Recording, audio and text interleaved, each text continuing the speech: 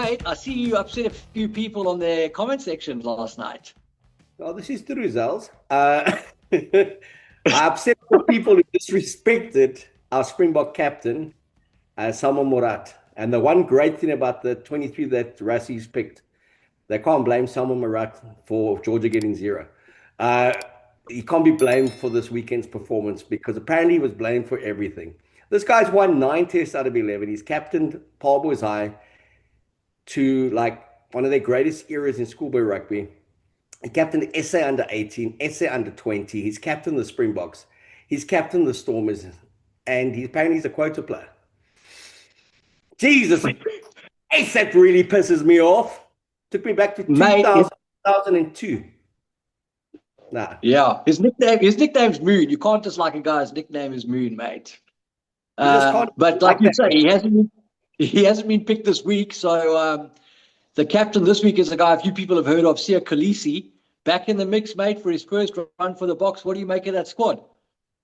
Well, I mean, maybe Moon has got to go through a World Cup of holding tackle bags, been called a quota player for the best part of 10 years, and then they will say he's a god. Because that's what Siya Kolisi went through before he won back-to-back World Cups as the captain of the Springboks. I was just horrified. I mean, it was on our channel. And the word, we use the word cuck in a mockery, in a laughing way. But the way they just went for him and said, he's just cuck and he's cuck. And I'm like, that's the Bok captain. He's won 9 out of 11. He's a great rugby player. He's a better human being and he's a very good rugby player. And I just thought it was disrespectful. We certainly wouldn't be calling our other Springbok captains that, not so comfortably online. I got some quotes from Rassie, I got some quotes from John Dobber. And as I said to people, in Rassie we trust, in Dobber we trust. If in Cape Town, I don't know who the hell they trust in Pretoria, but it will be Jan Ackerman. I have it on good authority. Just heard it first here, mate. But I was just like, no, man, come on. This guy's doing the business and he's done so well. Imagine playing, captaining your first team for 2 years to like the record breaking, they never lost in 2 years. Then captain SA under 18, captain SA under 20, captain the Springboks, losing 2 matches out of 11, captain the Stormers and being called a quota. Jesus, it just really rankles me. So yeah, go on there, debate it with me and bring the statistics. Because as I said to a lot of people last night, I'm rather trusting Rassie's analysis of a guy he made captain and Dobber's analysis of a guy he makes his Stormers captain. I think they know a little bit more than anyone out there, including me and you, about the players they pick. And it wasn't like, hey, can you tell me why Salmaan Moerat is being picked? It's like just this absolute trash nonsense and disparaging words against a Springbok captain. He just also happens to be the first Muslim captain in the history of this country. It's one of the great romantic and successful rugby stories. Zels, you should never ask me the question. I spoke to him, he says, nee, God, Zels, ek sê nou vir jou, die mannetjie is 'n goeie seun. Hy is nou nie van die swart rand nie, maar he's 'n goeie seun. He lead the Stormers on the field, and he lead them with pride. En ek sê vir die manne, dat sy Pieter Steff van die span is, as ek berus met die naweek. Het gaan 'n goeie naweek wees.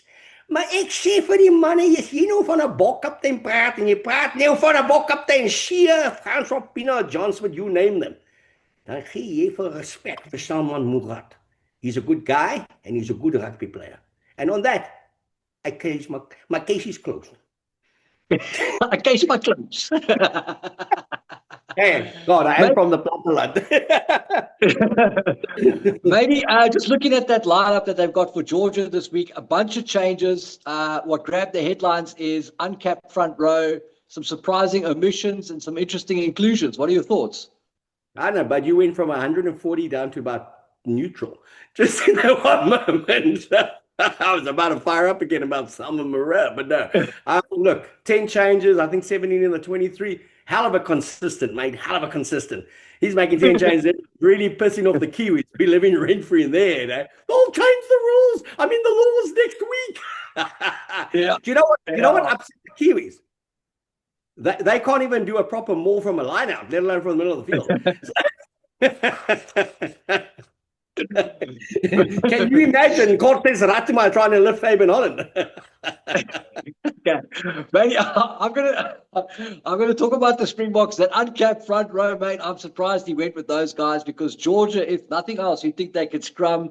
They've got a bunch of Adenzis and Iavilis, and they've got some robust blokes up there in the front row. Great baptism of fire for Boan Fenter, for Marnus van der Merwe, and for Nietas. Exciting front row, but like I say, no sort of ease into it. He's just kind of thrown them in there and said, "Boys, let's swim." So it's going to be an interesting scrum battle, I think, on the weekend. Yeah, but we're all kind of like a point of order here. Is he hasn't thrown them in and said, "Let's swim." He's thrown them in with a big dinghy next to them. Have you seen that? Have you seen what's on the bench? It's like, it'd be different if he said, "You're playing and there's no one on the bench." He's got World Cup winners on the bench. If it doesn't work, we saw last weekend, he pulled Tommy Toy at 30 minutes because he needed Ox to scrum. Again, I like But that's the way exactly what I mean. That's what I mean. For those guys that are starting, the uncapped guys, they kind of got to perform, because Rassie's not shy to use the old shepherd's hook if he has to. Yeah, but he's also not putting them out. He's not handing them out to dry with the potential of losing a test match he shouldn't lose, or putting them Right. Yeah. He's got a lacquer net. So, you and I walk across that 20-story building. We look down, there's a big net. It's a lot easier to walk across it when there's no net. So I think he's put the net in place. I did speak to a few Oaks today. Apparently there's this inside center that plays for the Mighty Elephants. He's very good. And I think he's 7th or 8th in the queue to play at number 8 for the Boks. And his name's not Evan Riss. No, that's a surprise omission. I got to say, I did expect Evan to start this week. For me, that is him. And you mentioned 12 there. I also thought a guy like Andre Estesen would go this week. I'm surprised he went with Dukes. Yeah, no, I'm not surprised he went with Dukes. I think he wants to test the Dukes, Kane and Moody. I'm surprised that he didn't go with Andre Estesen at 8. Kobus Visa, 138 test matches, 7,321 minutes of professional rugby, and he's never started a match at 8 in his life. And he's starting at 8 in honor of his brother against Georgia. So Rassie's clearly saying, I want a certain type of 8 in the Springboks, which will give every 120 kilogram center, lock, winner hope that he could make the ball. So now, Evan Riss, unfortunately, had to open their Google Doc and see that he wasn't in the side again. And I just hope he gets a gap in the rugby championship. I believe he adds value to the Bok 23. A lot of people don't. I thought he was good in the 20 minutes that he played. But yeah, I mean, also like that. Again, Rassie saying, who would have thought of Kobus Visa as an 8? And he's picked him. And he's picked him because of a certain way they're going to play. But what has he surrounded him with? He surrounded him with Siya Kolisi and Peter Steph du Toit. The greatest ambassador. And Evan Etzebeth. Double World Cup winner. And one of the great flankers in world rugby, with the best blindside flanker that's probably lived in the professional era. And then Evan Black as well. So I do love the background. I love the fact that he's giving he's giving Sasha and Grant a chance. Again, I know it's game minutes and that, but what value is Andre Pollard going to offer this game? Yeah, I would have stuck Marnie on the bench and said, have another run. You know what Polly's value is. The big games, you're always going to have him in the 20s. But yeah, nice to see a bit of mixed match. And Edward van der Merwe getting another run. I really like that. Yeah, spot on. I think it talks to what we spoke about earlier in the week about the Boks using these test matches to make sure everybody's got a couple of Ks on the legs. Everybody's, ready for the rugby championship. I think it's very much box ticking from that perspective. But when you make this many changes and you've still got an Evan Etzebeth, you've got a Siya Kolisi in the mix, you've got Damien Allender. I mean, you've got some really experienced players there with 3 uncut players in the front row, and then a guy like Fassi coming back into the mix. It's exciting. And you got the Peter Steph, you must never forget him. I mean, he's the greatest rugby player I've heard of him. Essentially the Boks have produced, and the forwards. Chesen's in the back, okay? He's giving Chesen a few weeks off. Nice to see Fassi get a start. Damien obviously back in the mix on the bench. Happy, though, that he went with Grant Williams again. Really happy about that, and happy that he went with Edwell again. To say, just get game time, because I really believe he's going to play split squads throughout. The 2 test matches against Australia, the 2 in New Zealand. And the nice thing about the New Zealand, we know who's starting at 8 in Wellington. His name's Jasper Visa. He's going to start at 8. They're going to lock him up for the next 5 weeks. And Zels, I heard, they may appeal his 6-week, 4-test match ban. But if he goes to headbutting school in Boksburg, they may reduce it by a week. Maybe, so we've got him out until basically that second test against the All Blacks. Kumas Visa starts at 8 this week. Evan Roos appears to be outside the running, outside the frame. Going into the Rugby Championship, the way too early prediction. Who is our first choice, number 8? Jasper Vise in Wellington.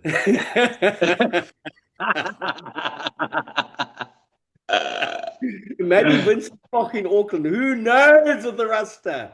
But yeah, exactly. Love it. Zels, always love it chatting to you. You know, we can see each other across the big bay that's called the sea between the City Bowl and Bloberg.